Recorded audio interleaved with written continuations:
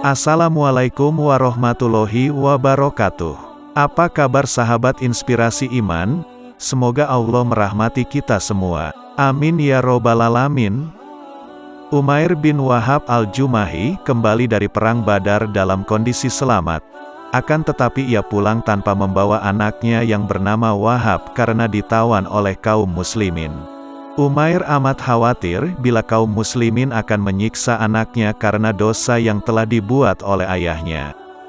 Dan ia juga amat khawatir bila kaum muslimin akan menganiaya anaknya dengan bengis sebagai balas dari tindakan ayahnya saat menyakiti Rasulullah dan para sahabatnya. Di suatu pagi, Umair hendak pergi ke Masjidil Haram untuk bertawaf di Ka'bah dan mencari keberkahan para berhala yang ada di sana. Ia bertemu dengan Safwan bin Umayyah yang sedang duduk di samping Hijr Ismail. Umair lalu menghampirinya dan berkata, "Selamat pagi, wahai pemuka bangsa Quraisy." Safwan membalas, "Selamat pagi, Abu Wahab. Duduklah agar kita dapat berbicara sejenak, sebab waktu dapat berhenti karena pembicaraan." Umair pun duduk di hadapan Safwan bin Umayyah. Kedua pria tersebut akhirnya mengingat peristiwa Badar dan kekalahan mereka yang telak. Mereka juga menghitung kaum mereka yang menjadi tawanan di tangan Rasulullah dan para sahabatnya. Dan mereka menjadi bergidik saat mengingat para pembesar Quraisy yang mati terbunuh oleh pedang kaum muslimin, dan mereka terkenang akan Al-Kalib. Lalu Safwan langsung berseru, "Demi Tuhan, tidak ada kehidupan yang lebih nikmat setelah mereka." Umair menyahut, "Demi Tuhan, engkau benar." Lama berselang Umair berkata lagi, "Demi Tuhan pemilik Ka'bah, kalau aku tidak ingat hutangku yang tidak sanggup aku bayar. Kalau saja aku tidak khawatir dengan keluarga yang aku khawatirkan kehidupan mereka bila aku tidak ada. Pasti aku sudah mendatangi Muhammad dan membunuhnya sehingga aku dapat menyelesaikannya dan menolak segala kejahatannya." Kemudian ia meneruskan lagi ucapannya dengan suara pelan, "Dan keberadaan anakku yang bernama Wahab yang menjadi tawanan mereka, itu yang membuat kepergianku ke Yasrib menjadi hal yang tidak dapat dielakkan." Safwan bin Umayyah memegang ucapan Umair bin Wahab. Sebelum kesempatan berlalu, Safwan memandang Umair seraya berkata, "Ya Umair, aku akan menanggung semua hutangmu berapapun jumlahnya. Sedang keluargamu, aku akan menjadikan mereka seperti keluargaku selagi aku dan mereka masih hidup. Aku memiliki uang yang cukup banyak untuk merawat mereka semua." Umair lalu menjawab, "Kalau begitu, jagalah pembicaraan ini dan jangan sampai ada seorang pun yang tahu." Safwan langsung membalasnya, "Aku jamin." Umair bangkit dari masjid dan api kedengkian menyala dengan hebat dalam hatinya kepada Rasulullah. Ia lalu mempersiapkan bekal untuk mewujudkan tekadnya. Ia tidak khawatir kegelisahan orang lain akan perjalanan yang ia lakukan. Hal itu karena para keluarga tawanan Quraisy lainnya ragu untuk pergi ke Yasrib demi mencari keluarganya yang ditawan di sana. Umair meminta keluarganya untuk mengasah pedangnya lalu melumurkannya dengan racun. Dan ia juga meminta agar kendaraannya dipersiapkan dan dibawa ke hadapannya, dan ia pun lalu menungganginya. Ia mulai menuju Madinah dengan selendang kebencian dan kejahatan. Akhirnya Umair tiba di Madinah dan ia berjalan menuju masjid untuk mencari Rasulullah. Saat ia sudah hampir mendekat ke pintu masjid, ia memberhentikan tunggangannya lalu turun. Saat itu Umar bin Khattab radhiyallahu anhu sedang duduk bersama para sahabat yang lain dekat pintu masjid. Mereka sedang mengenang perang Badar dan tawanan Quraisy serta jumlah yang terbunuh dari pihak mereka. Mereka juga mengenang para pahlawan muslimin dari suku Muhajirin dan Ansor. Mereka juga mengingat anugerah kemenangan yang Allah berikan kepada mereka, dan apa yang Allah perlihatkan kepada mereka tentang kekalahan yang diterima oleh musuh. Saat kepala Umar menoleh, ia melihat Umair bin Wahab yang baru turun dari kendaraannya. Terlihat Umair sedang berjalan ke arah masjid dengan pedang terhunus. Maka Umar langsung bangkit dengan khawatir seraya berkata, "Inilah si musuh Allah Umair bin Wahab. Demi Allah, pastilah ia datang hendak membuat keburukan. Dialah yang pernah menghasut kaum musyrikin di Mekah untuk memusuhi kami. Dan dia juga yang selalu menjadi mata-mata sebelum terjadinya perang Badar." Lalu Umar berpesan kepada para sahabatnya, "Pergilah kepada Rasulullah dan tetaplah kalian bersamanya. Waspadalah saat setan pembuat makar ini akan berlaku khianat kepada beliau." Kemudian Umar datang menghadap Nabi seraya berkata, "Ya Rasulullah, ada musuh Allah bernama Umair bin Wahab datang dengan membawa pedang terhunus. Aku menduga bahwa ia ingin membuat kerusakan." Lalu Rasulullah bersabda, "Bawalah ia menghadapku." Kemudian Umar mendatangi Umair bin Wahab. Umar lalu mengambil kerah baju Umair dengan keras, lalu melipat leher Umair sampai mencium tempat pedang yang berada di pinggulnya. Lalu Umar membawanya menghadap Rasulullah. Saat Rasulullah mendapatinya dalam kondisi sedemikian, maka beliau bersabda kepada Umar, "Lepaskan dia, ya Umar." Lalu Umar pun melepaskannya, lalu berkata kepada Umair, "Menjauhlah dari Rasulullah." Lalu Umair pun menjauh dari Rasulullah.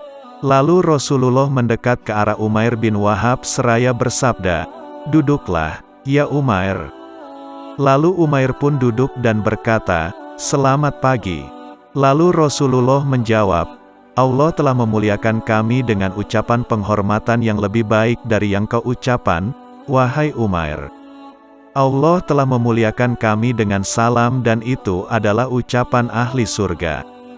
Lalu Umair menjawab, "Demi Tuhan, apa yang kau ucapkan tidak jauh berbeda dengan ucapan kami.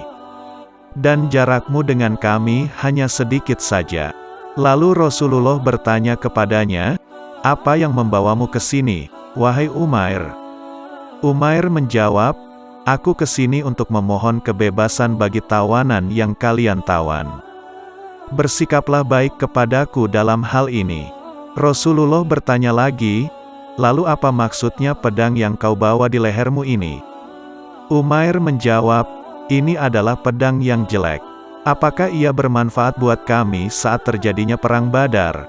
Rasulullah bertanya lagi, "Berkatalah yang jujur, apa yang kau inginkan hingga datang ke sini, wahai Umair?"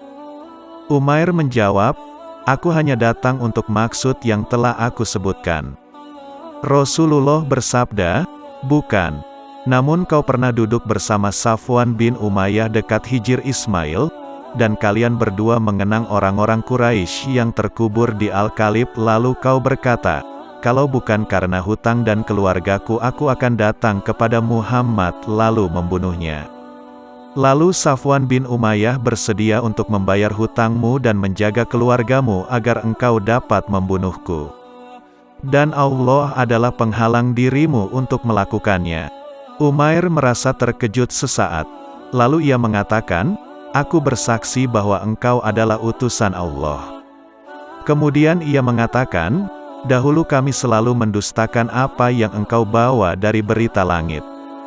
Dan kami juga mendustakan wahyu yang turun kepadamu. Akan tetapi kisah pembicaraanku dengan Safwan bin Umayyah tidak ada yang mengetahuinya selain aku dan dia. Demi Allah, kini aku yakin bahwa yang telah memberitahukanmu adalah Allah. Segala puji bagi Allah yang telah mengantarkan aku ke sini untuk menunjukkan aku kepada Islam." Lalu ia bersyahadat bahwa tiada Tuhan selain Allah dan bahwa Muhammad adalah utusan Allah. Dan akhirnya, ia pun masuk Islam. Rasulullah lalu bersabda, "Ajarkan saudara kalian ini tentang agamanya. Ajarkan kepadanya Al-Quran dan bebaskan tawanannya." Kaum muslimin amat bergembira dengan keislaman Umair bin Wahab. Bahkan Umar bin Khattab radhiyallahu anhu sempat berkata, "Tidak ada musuh yang lebih aku cintai selain Umair bin Wahab saat ia datang menghadap Rasulullah. Mulai hari ini ia adalah orang yang paling aku cintai daripada anak-anakku sendiri." Saat Umair sedang mensucikan dirinya dengan ajaran Islam, mengisi hatinya dengan cahaya Al-Quran, dan mengisi hari-hari terindah dalam sisa umurnya yang membuat ia terlupa akan Mekah dan orang-orang yang tinggal di dalamnya. Pada saat yang sama Safwan bin Umayyah sedang berangan-angan, dan ia melewati perkumpulan orang-orang Quraisy sambil berkata, "Bergembiralah dengan berita besar yang akan kalian dengan sebentar lagi.